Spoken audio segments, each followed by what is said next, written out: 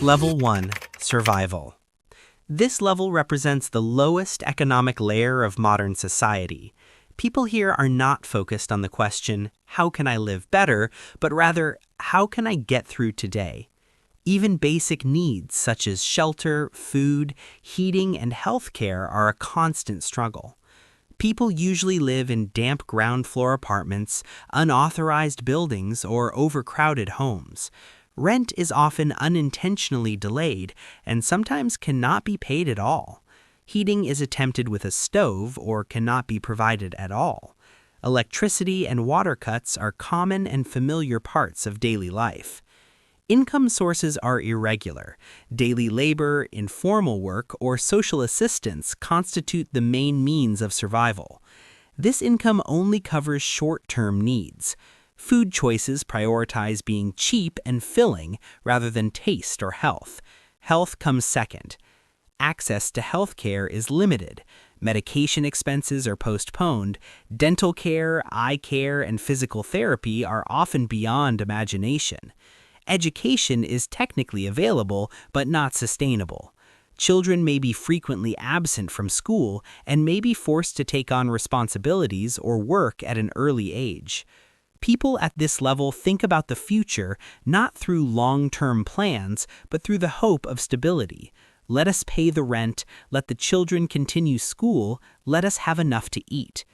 Moving up from this level is usually possible not individually, but through structural support. Level 2. Trying to stay afloat. People at this level have moved beyond pure survival, but are still far from economic security. They generally work in insured jobs at minimum wage levels. There's a fixed income, but no margin. Homes are small and often far from city centers. Bills are monitored carefully. A single delay can create a chain reaction of problems. Food consumption is basic. Meat, dairy, and similar products are still purchased cautiously. Shopping is planned around discount days. Children's education is the most challenging expense for the family budget. Healthcare is accessible but used with hesitation. Private hospitals are usually not an option. Social life is highly limited. Cultural activities are rare and mostly restricted to free alternatives. People at this level internalize the system and follow its rules, but their room to maneuver is narrow. They want to move up, but they lack the financial space to take risks. Level 3. Getting by. This level includes the group commonly defined as middle income. Basic needs are met and life becomes more predictable. However, careful planning is still necessary. This group mainly consists of salaried white-collar workers and public employees. Having two incomes in a household is a defining factor.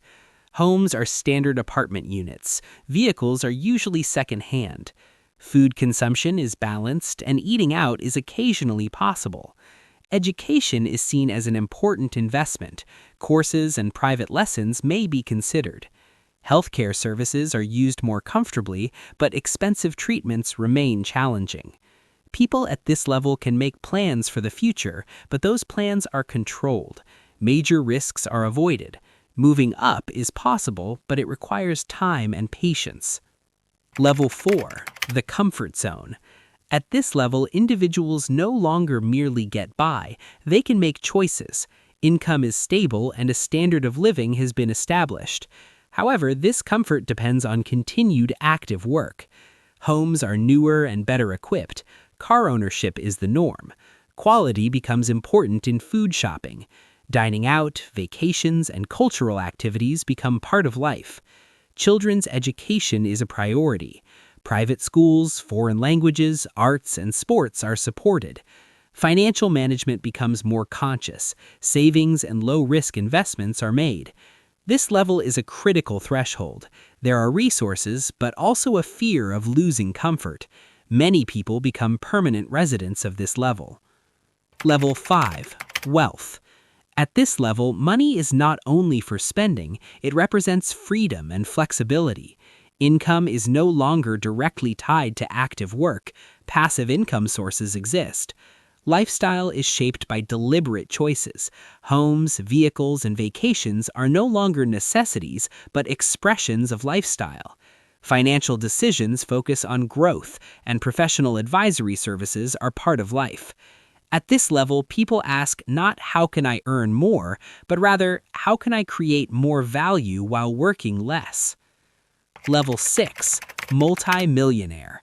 This level marks the point where capital moves beyond individual life and turns into systemic influence.